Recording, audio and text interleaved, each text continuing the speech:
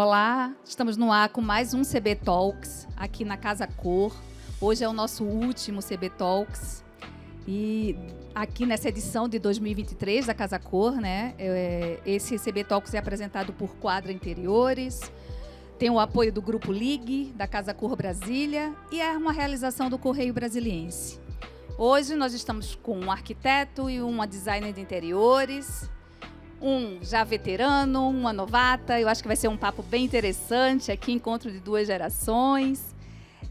A gente vai falar sobre decoração afetiva, transformando lembrança em ambientes acolhedores. E quando a gente fala em decoração afetiva, dos nomes que vem à cabeça sempre é do arquiteto Hélio Albuquerque, que já fez 20 Casa Cor, é isso, Hélio? É a 20ª. É a 20ª Casa Cor. Ele expert nisso, de trazer esse afeto, né, para a decoração. E a Luciana Câmara, que é designer de interiores, ela se formou em 2019, não é isso, Luciana? Foi, sou recente, né? Recente, né? E ela também fez um ambiente aqui no Casa Cor que trouxe muito dessa coisa do afeto, né? Então, eu queria que vocês começassem, né? Antes de começar, eu vou até lembrar vocês que até o próximo dia 22, o próximo domingo, estão abertas as inscrições ainda, né, a votação no site do Correio Brasiliense para escolher os melhores ambientes pelo júri popular. Melhor sonho de casa, melhor sonho de cozinha, melhor sonho de banheiro e melhor sonho de quarto. Então, votem, vão lá, escolham, façam suas escolhas. Venham aqui ainda na mostra para conhecer os ambientes pessoalmente e fazer suas escolhas. E agora eu vou jogar a bola para eles. Eu queria que vocês contassem um pouquinho do que é o espaço primeiro, o espaço de vocês, né? Qual foi a idealização desse espaço. E depois a gente vai para um bate-papo. Não sei quem quer começar. Fica à vontade, por favor. Eu queria agradecer ao convite, fiquei muito feliz, muito honrada de participar com o Hélio, né, veterano já de Casa Cor. E é a minha primeira participação. Fiz esse espaço junto com a Adriana Mello, também designer de interiores. E nós projetamos o espaço ventre, né? Nós buscamos o tema esse ano da Casa Cor, que é o corpo e morada. E a gente trouxe o ventre materno, simbolizando essa nossa primeira morada física mesmo aqui na Terra. E, de fato, foi um espaço muito afetivo, né? Porque a gente trouxe o ventre e toda a simbologia que ele carrega. Então, nós pensamos no ventre como a nossa primeira morada de afeto, um espaço de segurança, né? Um espaço de amor, né? de proteção. E aí nós fomos um pouquinho além nessa reflexão. A gente entende que dentro do útero, do ventre materno, nós estamos despidos, né? Literalmente nus, em vários sentidos, não só no sentido literal mesmo da palavra. Quando a gente vem aqui para fora, para essa vida, a gente precisa se adaptar, se adequar, né? Viver em sociedade, se adequar a grupos. Então a gente vai, querendo ou não, vestindo máscaras e camadas e se adaptando a pessoas, grupos e espaços. E isso vai afastando a gente um pouquinho da nossa essência, né? Dentro do útero a gente está na nossa plenitude, na nossa essência, no nosso eu completo. Então, aqui fora, né, no dia a dia, nessas adaptações, a gente vai se afastando desse nosso eu. E é importante que a gente tenha um espaço de refúgio, né, para a gente se reconectar, se recarregar. Então, a gente criou o Espaço Ventre para uma persona, né? A gente criou essa persona de uma mulher forte, independente, mas que tem aqueles momentos de fragilidade, que ela precisa voltar para o casulo, sabe? Para o seu retorno ao seu eu. Então, a gente trouxe, assim, nessa parte arquitetônica e de interiores, a gente buscou elementos, né, que remetessem ao útero, né? É uma arquitetura toda orgânica, toda curva, a gente não tem pontas ali, rodapé, roda-teto, sempre muito curvos, todos os elementos muito naturais, os tecidos, a cor, a gente trabalhou uma cor que remetesse à carne, né, a nossa parte interna do corpo. Então, assim, para buscar essa memória afetiva, nós ousamos, assim, em trabalhar os 5 sentidos, né? Então, a gente trabalhou tudo ali, o cheiro do espaço, o olfato, cada detalhe ali foi pensado mesmo para trazer essa característica e buscar essas sensações mesmo. Hélio, e o seu espaço, Hélio? Bom, boa noite, primeiramente, obrigado pelo convite, um prazer estar aqui com a Luciana. O que eu quis, na verdade, eu cheguei em Brasília em 73, né? E essa é minha 20ª participação da Casa Cor, o que mostra que eu gosto de estar na Casa Cor, né? E eu resolvi, nesse momento, aproveitar o tema, né, morada, e eu quis homenagear a cidade, Brasília como morada, né? E quis realmente fazer uma homenagem à cidade que me acolheu, e eu sou mais candango do que carioca, evidente. E aí eu fui buscar essa Brasília dos anos 60, 70, né? Eu fui trazer elementos de quando eu cheguei em Brasília. Então eu tenho mármore branco nas paredes, presente em todos os palácios da cidade, nas portarias dos prédios, nos pilotis dos prédios. O mobiliário, que é um mobiliário contemporâneo, né? Que é o mobiliário que a gente encontrou quando chegou aqui. Eu trouxe para o escritório uma mesa original dos Alzupim, em Jacarandá, que é a mesa que toda criança, ao ir para o trabalho do pai, era a mesa que o pai trabalhava. As obras de arte presentes na cidade. E então foi realmente um desejo de homenagear a cidade que me recebeu, né? Então é uma característica minha do meu trabalho. Eu não sei te dizer em que momento, quer dizer, hoje em dia tem a nomenclatura, decoração afetiva, né? Mas ela, para mim, ela está na veia desde sempre, né? Ela não tinha esse nome e eu já fazia isso intuitivamente. E aí eu sempre busco nos meus espaços, e esse ano não foi diferente, trazer algo que sempre remeta, que o visitante, ao entrar, ele seja transportado para algum lugar, seja para a casa da avó, para a casa da mãe, para a fazenda, enfim, para algum momento da vida dele, e que isso traga um certo acalento, né? Eu sinto as pessoas sempre acolhidas quando entram no meu espaço. E isso me dá imenso prazer, né? E junto disso, sempre eu me preocupo com a trilha sonora. Então eu acho que eu busco dentro do meu trabalho, isso desde sempre, como eu falei, trazer um pouco desse acolhimento, né? Não é uma coisa premeditada, não é uma coisa nem que eu busque, ela acontece naturalmente. E eu percebo isso. Eu fico muito tempo no ambiente, eu percebo a reação das pessoas ao entrar. Elas, imediatamente, elas se remetem a algo, a algum momento da vida delas. Pois é, exatamente isso que eu ia perguntar para vocês, porque o que a gente vê muito hoje, né, em arquitetura, é aquela coisa meio engessada, parece showroom, a casa toda certinha, que parece que não mora ninguém. O ambiente tanto do Hélio quanto o seu também, eu até comentei, parece que mora gente ali. Ali é um lugar que traz essa sensação, né, de que tem um toque especial. Qual a importância disso, né, num ambiente, num projeto, de trazer essa decoração afetiva, trazer um pouco do cliente para dentro de casa? Os clientes querem isso? Vocês têm que chamar a atenção deles para isso? Como é que funciona? Então, assim, a decoração afetiva, ela é muito importante e válida porque ela traz um bem-estar, né? Você conseguir traduzir um espaço, criar um espaço afetivo, é você conseguir acessar memórias, né, das pessoas. E como que a gente faz isso? Através dos sentidos. Então, você tem que trabalhar os sentidos, né? Todas as percepções. Então, é uma das formas, né, da gente trabalhar cada detalhe, pensando nos sentidos mesmo. E cada projeto é único. A gente tem que traduzir a identidade da pessoa, não a identidade do profissional. Então, cada elemento a gente tem que ter um olhar mais específico. E essa busca das memórias, a gente pode pensar isso num âmbito muito maior, né? A gente tem aqui as memórias pessoais, que são objetos, memórias da infância, dos pais, dos avós, aquilo que a gente traz, que cria essa nossa identidade. Mas eu acho que vai muito além disso, né? A gente pode tentar acessar outras memórias. Memória cultural é muito importante, a gente levar isso em consideração na hora de um projeto. Tem também a memória ancestral, que é uma memória assim, mais a nível mesmo genético, né? E hoje é um tema, estava até conversando com o Hélio, um tema que na pandemia eu cheguei nesse tema e super me identifiquei, achei super interessante, que é a neuroarquitetura. Então, ali, hoje, a gente, como profissional, a gente tem como pegar a ciência mesmo para corroborar, e isso que é muito intuitivo, que o Hélio falou, da gente trazer a natureza, da gente trazer elementos reconfortantes. E hoje a neuroarquitetura está aí para nos ajudar, para nos auxiliar, né? Mostrando, por exemplo, a questão da memória afetiva em termos ancestrais. Tem um estudo, um experimento bem bacana, né, quando eu estava lendo a respeito da neuroarquitetura, onde uns cientistas pegaram, né, uns ratos para fazer o experimento, aqueles hamsters, e eles davam cerejas para os ratinhos. E logo em seguida, quando o rato comia cereja, eles davam um choque. Comia de novo e dava um choque, até o rato entender que aquilo, né, não, era ameaçador. E gerou um trauma.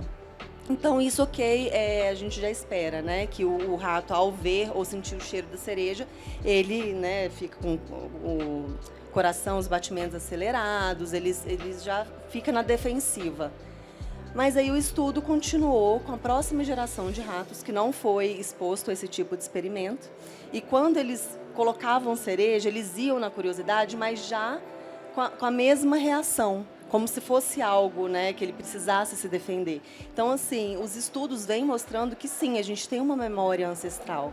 Não é só essa memória pessoal do aqui e agora. Então, a gente pode trabalhar isso, esses ambientes afetivos, de diversas formas. Além de levar isso para aquele projeto mais personalizado, né, o cultural da pessoa, o que para ela faz sentido, né, as características, mas a gente pode buscar algo muito maior também, né, trazendo parte da natureza para dentro do espaço, né, que é o que a gente passou a maior parte do tempo enquanto seres humanos em toda a evolução. A gente ficou milhões de anos vivendo imerso na natureza, né, nesse contato direto, e hoje a gente vive em lugares, né, construídos, projetados. Então, a gente não afastar completamente, a gente conseguir inserir, né, a natureza de diversas formas, com plantas, com texturas, com materiais, com iluminação natural, é uma outra forma também da gente trabalhar esse espaço afetivo.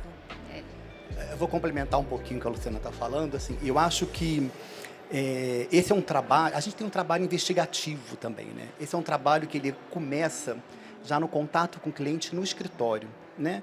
É a conversa, a interpretação do que é importante para esse cliente, hábitos, costumes, de onde ele veio. Então, ali a gente já começa um trabalho investigativo.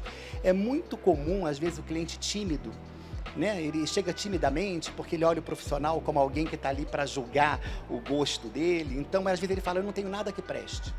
Não, você vai na minha casa, mas eu não tenho nada que preste, eu quero tudo novo. E eu costumo brincar, vamos abrir o armário? Deixa eu ver o que você tem no armário, né? E você acha preciosidades. E é tudo uma questão de um olhar diferente, né? E é muito engraçado. Nunca pensei que isso poderia estar aqui, né? Às vezes guarda até com vergonha, Com vergonha, exatamente. Então, a gente tem essa função também, né? De investigar, de tentar entender qual é a verdade do cliente, o que ele gosta. Eu vou, se puder, vou contar 2 historinhas aqui bem rápidas. Por favor. Que aconteceram comigo e que, de certa forma, tem a ver com essa percepção e com esse respeito para aquilo que é importante para o cliente, mas foi fundamental na minha vida. Uma delas antes de me formar e outra já formado. Então, eu era estudante de arquitetura no Rio e eu vinha passar férias em Brasília, sempre com meus pais, que eles já moravam aqui. E, em certa ocasião, eu vim passar férias e uma vizinha da minha mãe falou, Hélio, me faz um favor, arruma minha sala. Eu vou trabalhar, tá aqui a chave de casa, você arruma a sala para mim? Eu falei, claro. Sempre gostei de brincar, mexer com mobiliário, enfim. Ela tinha peças muito bonitas, não foi uma coisa difícil, né? Eu mexi móvel para cá, móvel para lá, saí botando alguns adornos, guardando outros, enfim. Ela chegou de noite, ligou na casa da minha mãe, onde eu estava, e falou que adorou. Falou assim, olha, minha sala tá linda, mas me diz uma coisa, onde você colocou um bonequinho preto que estava na estante e tal? Eu falei, eu guardei. Esse bonequinho eu guardei. E ela, e o copinho? Eu falei, eu lavei. E ela falou assim, olha, o bonequinho preto e o copinho tem que voltar para onde estava. Bom, resumindo, fazia parte da religiosidade dela e eu, na minha santa ignorância, achando aquele boneco horroroso, guardei no armário e fiz o favor de lavar o copo, né? Então essa foi a primeira lição para mim de que, primeiro, eu tenho que estudar o cliente, ver o que é importante para esse cliente, e isso tangencia também religiosidade, costume, hábito, cultura. Então a gente tem que se aprofundar nesse sentido. E a segunda historinha já foi formado em Brasília, um dos meus primeiros trabalhos. Eu peguei uma senhora de uns 74 anos e ela chegou para mim e falou, eu gostaria que eu tivesse na sala tudo que eu recebi a minha vida toda de lembrancinha, de casamento, batizado, primeira comunhão. E eu levei um susto, porque era um monte de coisinha miudinha, papelzinho, biscoitinho, anjinho, tercinho. Uma enormidade, tinha mais de 300 ali. Eu falei, como é que você faz isso ficar bonito numa sala, né? E eu tentava, assim, meio que disfarçar, mas vamos pensar. E aí me veio uma ideia. Eu falei, você tem um lavabo, né? O lavabo é o único local da sua casa que a sua visita está sozinho. E o caminho para o lavabo era um grande corredor, que me permitia fazer uma pequena vitrine. Eu falei, vamos fazer uma pequena vitrine no corredor e ali vamos expor todas essas lembranças. E a pessoa vai sentir também a vontade para olhar, porque ela está indo para o lavabo sozinha, ela não fica no desconforto de estar bisbilhotando a sua intimidade. E assim foi feito, né? Então, foram assim duas pequenas situações que fizeram mudar o meu olhar na questão de ver o que realmente importa para as pessoas, o que é importante para as pessoas, né? E aí, sempre nessa brincadeira, deixa eu olhar o seu armário, o que sua mãe tem em casa. Muitas vezes eu falo para o cliente, vai na casa da sua mãe, busca alguma coisa, né? A gente faz essa brincadeira. E é comum, quem me acompanha na Casa Cor, de sempre tem alguma coisa que vira uma grande brincadeira. Como exemplo, teve um ano que eu fiz o chão vermelho, de cimento vermelho. Todo mundo que entrava e que já teve fazenda, ou passou férias na fazenda, ou ia para a casa da avó que tinha um chão vermelhão, se reconhecia naquele espaço. No outro ano eu botei 2 galos de briga, daqueles de prata, na mesa de centro, que teve na casa de toda a avó e toda a mãe. E as minhas clientes diziam, Hélio, eu tô com uma briga, as 2 filhas estão querendo galo, tá todo mundo atrás, o que ninguém queria, todo mundo passou a querer, né? Então você acaba trazendo um pouco disso e é muito gostoso você ver que a pessoa pode, não é nem ressignificar, porque o produto continua sendo o mesmo, mas é trazer isso para a sua história. A estante, eu adoro estante, todo o meu trabalho quase sempre tem estante, porque eu acho que a estante é uma oportunidade de você mostrar quem você é. Quando eu vejo a estante na casa de alguém, eu sei quem mora ali. O que ela lê, o que ela cultiva, o que ela coleciona, que viagens ela fez, né? Os porta-retratos, a história dela ter tá a ali. história, não Exatamente. só chegar na loja e Exatamente. comprar tudo. E é isso que diferencia uma casa de uma vitrine de loja, sem nenhum demérito à vitrine de loja, não, né? Óbvio. Mas é muito comum, quando a gente vê os mais jovens, né, eles renegarem um pouco disso, mas é muito rápido o processo. Quando eles começam a frequentar, quando eles começam a ver a casa dos outros, eles começam a resgatar uma coisa ou outra da casa da avó, da casa da mãe, e isso vai sendo inserido na decoração. E fala-se muito em decoração, assim como na moda, de tendências, né? Vocês acham que memória afetiva também é uma tendência hoje? Depois da pandemia, vocês perceberam uma mudança nas pessoas de querer isso? Deu para perceber? Eu acho que a pandemia pode ser usada como um marco, porque as pessoas passaram a viver a casa que elas habitavam, né? Exato. As pessoas acordavam 8 da manhã, iam trabalhar, voltavam de noite, via televisão e ia para a cama, né? Então, durante a pandemia, nunca se pensou tanto em ergonomia. Você nunca pensou tanto na importância de uma cadeira e de um sofá, porque você ficou sentado horas dentro da sua casa, né? Nunca se pensou tanto num espaço para ler, num espaço para trabalhar, num espaço para comer.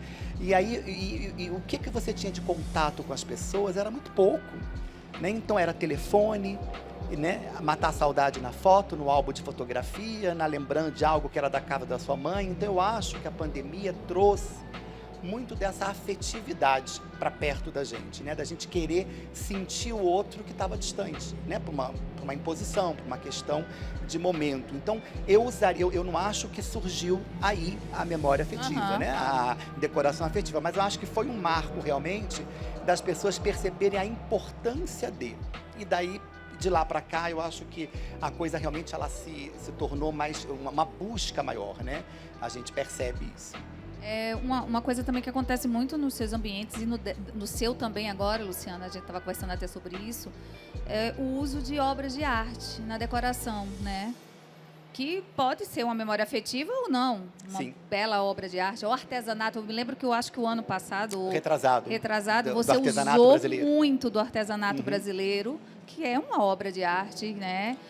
Como é que vocês veem, como é que dá para usar essas obras de arte na decoração, deixando ela de forma harmônica, né? Como é que vocês veem isso? A obra de arte, assim, a gente acaba herdando algumas coisas, né? Vem desde aí, herda de avós, de pais. E às vezes você quer fazer um ambiente novo com um projeto e você olhar esse quadro não combina. É um quadro muito clássico. Mas só que a gente tem que entender que a obra de arte, ela tem uma história, um sentido. Então a gente consegue, dentro de um projeto, independentemente, ao meu ver, independentemente do tipo de decoração, do estilo, a gente consegue trabalhar, né? Então a gente vai ver o que o cliente tem e a melhor maneira de trabalhar aquilo no ambiente. E tem pessoas que não se interessam ou não olham para a obra de arte no sentido mais de interpretar o que aquilo quer dizer, o que aquilo simboliza. E tem pessoas que olham para uma obra de arte como algo decorativo. E tudo bem também, né? Então, às vezes, a pessoa não tem nada de quadros ou esculturas, alguma peça decorativa de arte e cabe a nós, né, enquanto designers e arquitetos, sugerir algo. Então, aí vai muito, assim, do estilo que a gente está trabalhando, do que a gente quer passar ali, né, de emoção para a pessoa. Tem muito da questão estética também, não vejo problema da gente usar obras de arte com um intuito mais estético. Aqui para o nosso espaço, para o Espaço Ventre, cada coisa, diferentemente do que o Hélio fez no dele, que foi muito intuitivo. Lógico que o nosso tem essa parte da intuição, mas cada detalhe ali foi de fato pensado, né? Então, assim, nós temos poucas obras de arte, mas cada uma ali tem um significado, né? Nós temos uma gravura do Di Cavalcanti, que é a Mulata no Espelho. Então, por que aquilo, a gente foi a uma galeria parceira, por que aquilo chamou a atenção? Porque tem a ver com o nosso espaço, é o olhar para si, né?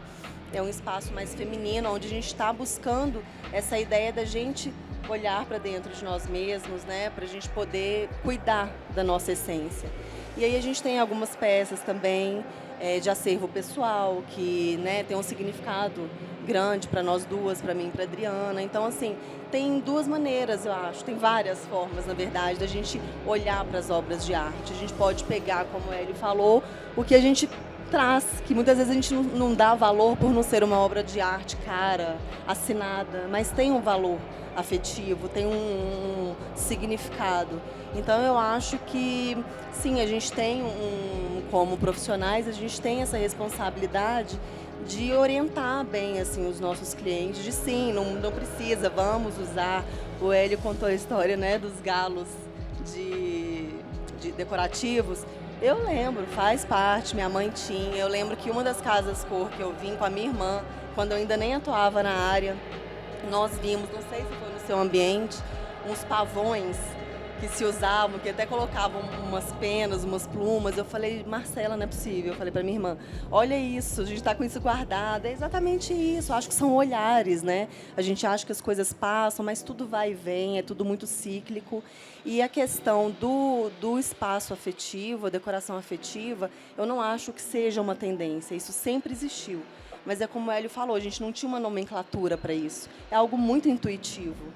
Então, isso sempre existiu e depois, né, a partir da pandemia, foi um tema muito debatido, porque a gente foi obrigada a ficar ali isolado, né, dentro de casa, sem esse contato com o exterior, com as outras pessoas. Então, a gente teve muito tempo para refletir e dar valor naquilo que no dia a dia é tão natural que a gente não para pensar, né? É tão normal você sair e estar em meio à natureza, pisar na grama. Às vezes a pessoa tem fazenda, não vai final de semana, a pessoa tem né, saía para frequentar a casa de algum parente, para ter acesso ao quintal e se viu ali dentro de um apartamento, de um espaço pequeno. Então a gente começa a dar valor às coisas que para a gente é muito natural, são muito naturais, né? Então eu acho que foi sim uma reflexão a nível mundial, todos foram obrigados a refletir nesse momento sobre a importância de uma casa bem cuidada, sobre o valor que a gente não dava, né, em estar em contato com as outras pessoas, em estar em contato com a natureza. Então, não acho que seja uma tendência, mas eu acho que sim, foi um momento de muita reflexão que com o tempo as pessoas, né, acabam que vão esquecendo. Precisa desses momentos para dar um valor. Pouquinho, né? As pessoas já estão esquecendo aí da pandemia, já achando que... Acho que as pessoas não aprenderam muita coisa. Muita gente não aprendeu muita coisa na pandemia. E você, Hélio? Essa questão, eu achei muito interessante que eu relembrei essas coisas do artesanato, né? Que é uma coisa acessível, né? Você sabe que... Essa coisa, porque quando a gente fala em obra de arte, todo mundo fica aquele medo, né? Ah, não, gente, a obra de arte, eu não tenho dinheiro para comprar uma obra de arte, né? E aí, assim, artesanato é uma obra de arte. Você sabe que esse ano da arte popular brasileira, que homenageia a arte popular brasileira, foi um dos anos de mostra de Casa Cor que eu guardo assim com o maior carinho, porque primeiro eu não tinha noção da dimensão que aquilo ia ter, né? O que aquilo ia alcançar. E eu me preocupei simplesmente em escolher representar o Brasil de uma forma geral, né? Então eu tinha obra de arte, a obra de artesanato de todo o país, né? Piauí, enfim, Jequitinhonha, de todos os lugares. Mas eu não tinha noção do que aquilo ia significar. E eu tive bons momentos ali dentro, né?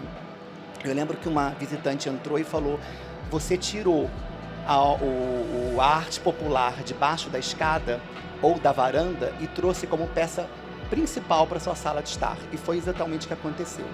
Eu nunca ganhei tanto presente na minha vida. O que eu ganhei de anjo, de madeira, lindos, porque os artesãos me mandavam como presente, como reconhecimento, obrigado por ter usado o meu trabalho, obrigado por ter colocado a arte popular brasileira num patamar que ninguém nunca tinha colocado numa mostra.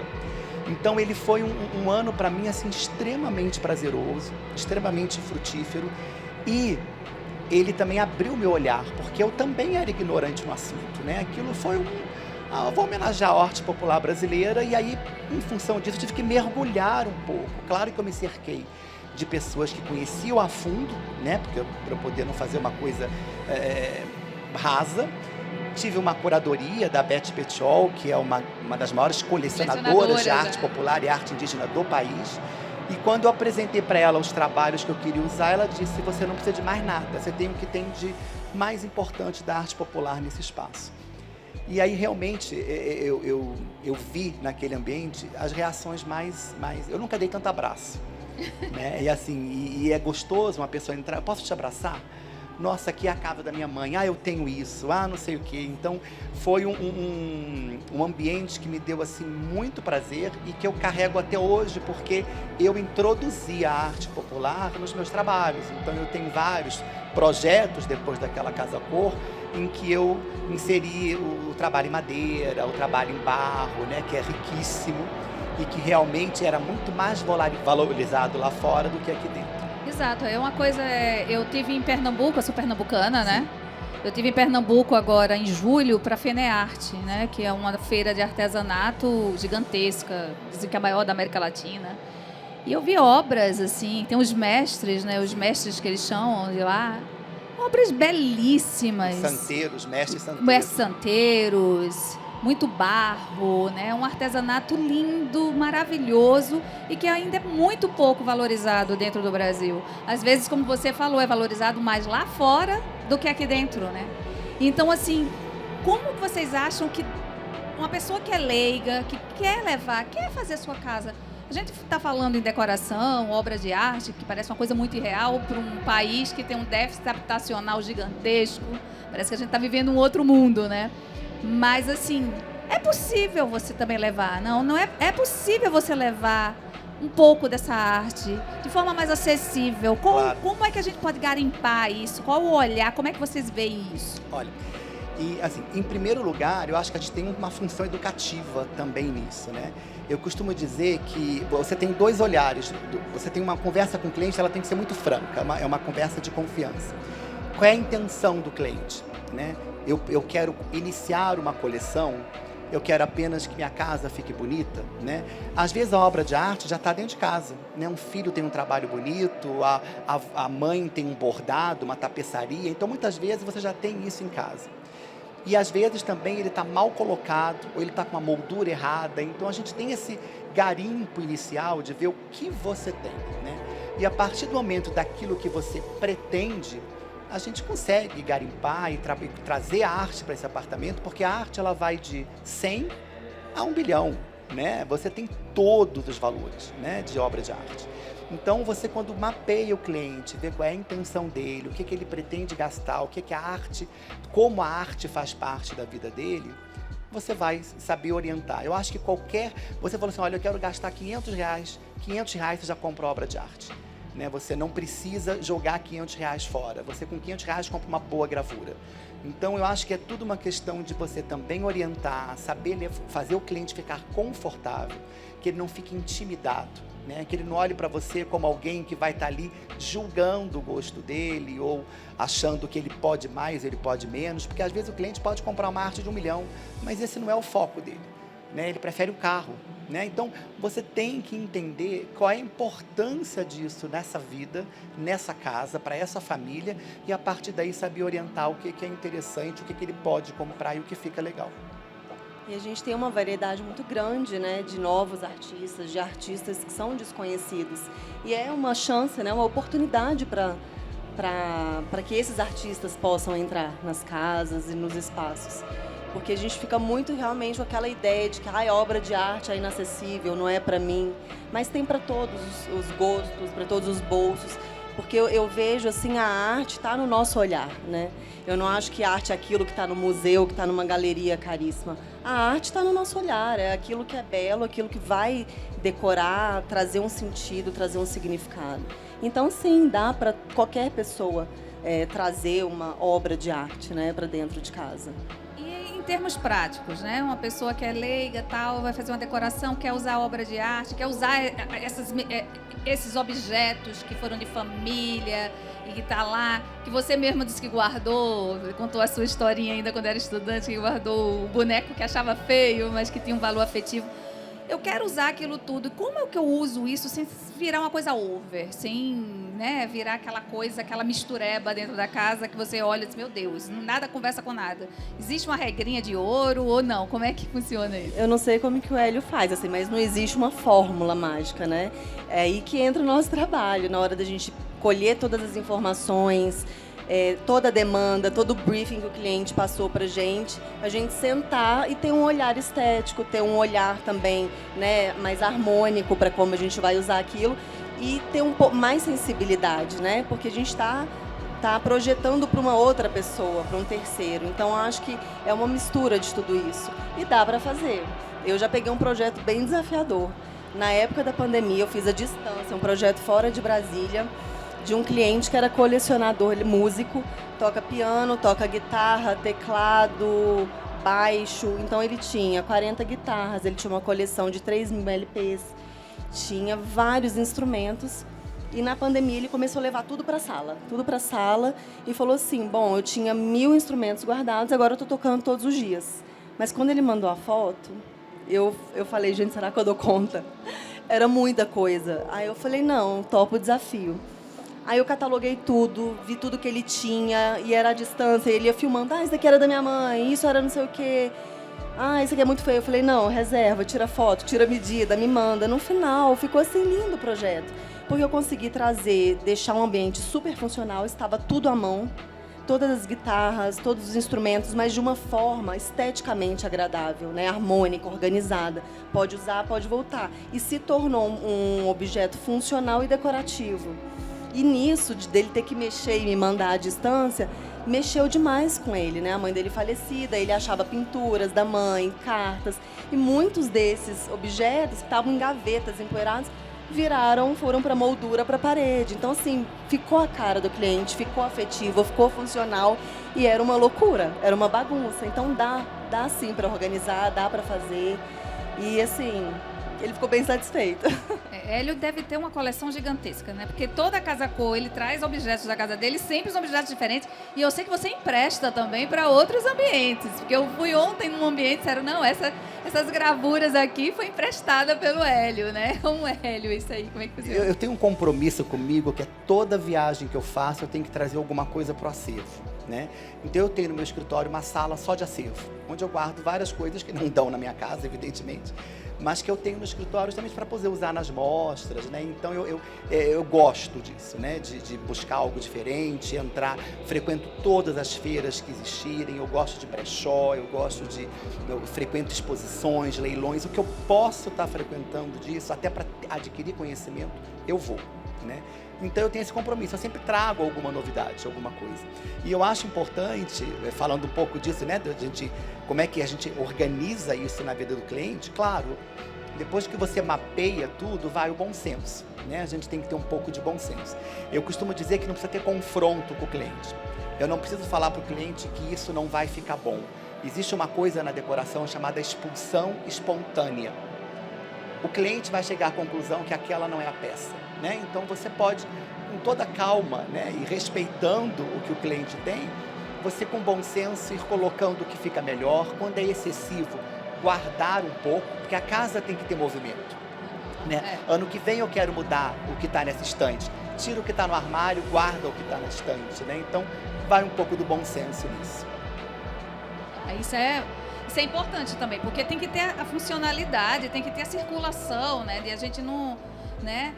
Outra coisa que você falou no início muito, o Hélio ainda não falou tanto, mas a coisa da natureza para dentro de casa também, né? Eu acho que isso daí também é uma coisa importante que vocês prezam pelos projetos de vocês e que eu acho que na pandemia também aguçou mais isso, ou não?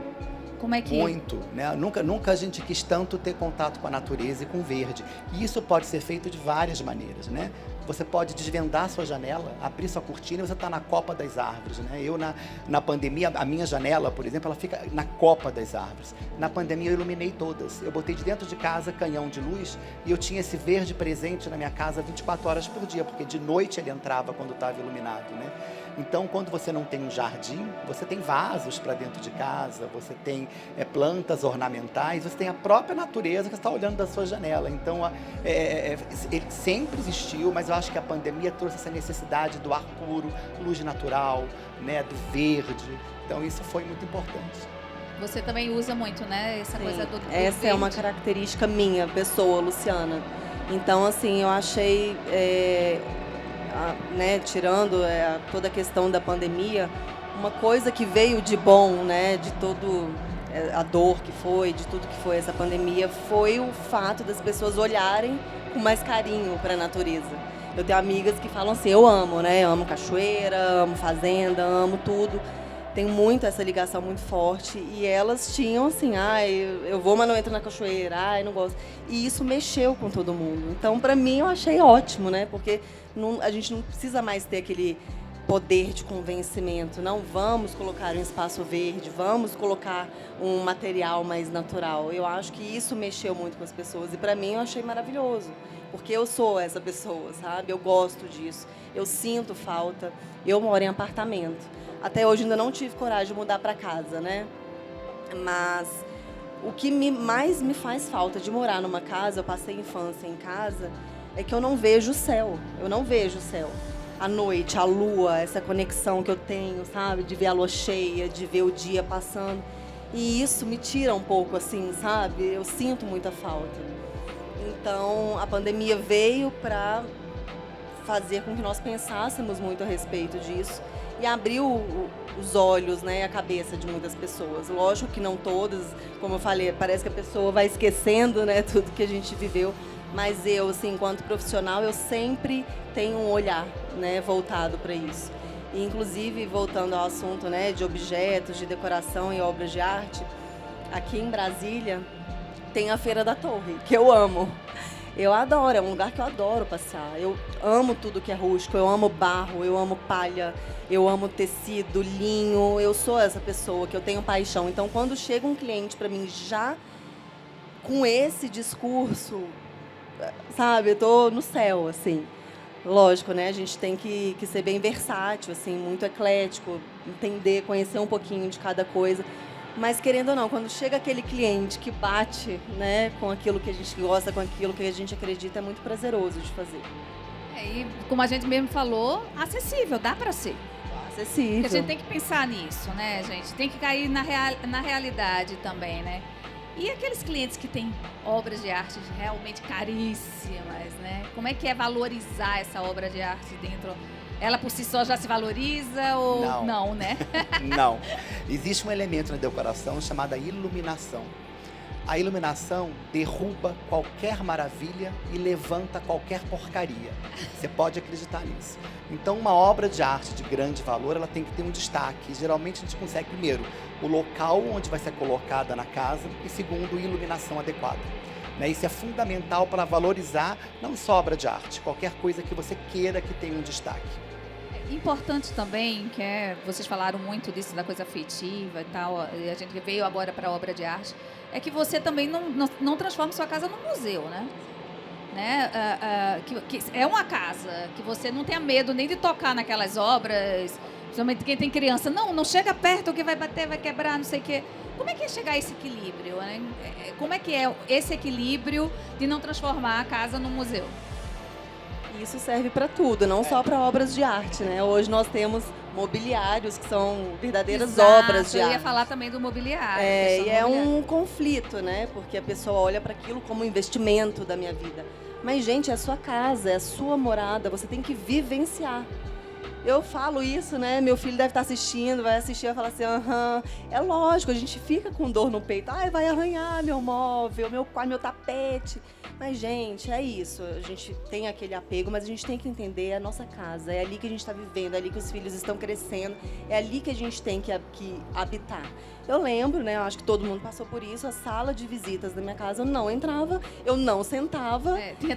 Tinha gente que colocava até plástico, né? Cobria, né? Cobrir. Minha mãe não chegava tanto, mas a gente não entrava. E se a gente entrasse e ouvisse o barulho do carro, era um correndo para cada lado, sabe? Era até assim, a gente queria estar ali, porque era tão proibido. E não é isso, a gente tem que vivenciar, né? E é até melhor para unir. Hoje é tudo tão separado, eu tenho 3 filhos, e é um num quarto, outro no outro, a internet. Então a gente tem que ter esses espaços, né? Eles têm que ser espaços que abraçam, que convidam, a gente tem que estar junto. E é um desafio, né, para quem é mãe, para quem é pai, conseguir trazer os filhos para perto, para estarmos juntos ali. Então a gente não pode viver nesse apego. É muito caro, isso daqui é um investimento, tá, mas a vida passa, vai ficar para o seu filho, para o seu neto e ninguém vai vivenciar, né? Então é um desafio, a gente tem que trabalhar isso diariamente. E é claro também que dentro disso tem que olhar como é essa família, né? Então, quando você vai decorar ou montar uma casa, essa família é composta por quê? Pai, mãe, uma criança de 1 ano, um bebê, então todo o mobiliário, o tecido que vai ser usado, tudo é pensado que nessa casa existe uma criança, um velocípede que vai estar circulando por essa sala. Eu sou da geração que ela falou em que sala era sala de visita, era luz apagada. Eu tive a sorte de ter pais que pensavam o contrário, né? Eu lembro que meus pais foram ter uma sala do sonho deles quando eu completei 13 anos. Falou, agora a gente vai ter a sala dos sonhos. Agora o sofá não vai derramar nada. Porque antes a casa como um todo era feita para os filhos, né? Para que todo mundo pudesse usar. E hoje é um pouco assim, né? A gente, claro, ainda tem uma pessoa ou outra que usa muito pouco a sala, mas a sala passou a ser um lugar de todos. Então você, quando vai olhar, pegou um cliente que está com um filhinho que acabou de nascer, um filho de 5 anos, você propor um sofá branco, chega a ser uma crueldade da sua parte como profissional, a não ser que seja um sonho da dona da casa. Para isso tem capa, né? Mas tem várias soluções de móveis maravilhosos, de objetos maravilhosos, e que eles vão tendo o seu devido lugar a partir do momento em que seu filho vai começando a entender que aquilo é perigoso, que não pode mexer. É importante esse olhar do profissional também. A gente está chegando ao fim do nosso bate-papo, acho que foi muito legal, né? A gente falar de memória afetiva nesse momento assim tão pós-pandemia, que a gente viveu momentos tão difíceis, né? Quero agradecer muito a presença de vocês dois, da Luciana Câmara, designer de interiores, do Hélio Albuquerque, arquiteto. E assim, venham aqui na Casa Cor, conheçam o ambiente deles. Vai até 5 de novembro a Casa Cor. Aproveitem para votar no prêmio Correio Brasiliense Casa Cor. A gente vai premiar, vai ser até o domingo. Vocês têm a oportunidade de votar, né? Votem. Todos os ambientes aqui estão aptos para serem votados. Vão lá, votem. E eu quero mais uma vez agradecer esse CB Talks. O CB Talks que é uma realização da Quadra Interiores, que é uma realização do Correio Brasiliense. E eu quero agradecer que a gente chegou ao fim, né, da Casa Cor. Foi o nosso último CB Talks. Assistam, tá lá no YouTube. Todos os outros, nós fizemos, esse é o 4º CB Talks. A gente teve conversas bem enriquecedoras com os nossos arquitetos e decoradores. E eu quero agradecer mais uma vez. Boa noite a todos, gente. Obrigada. Muito obrigado.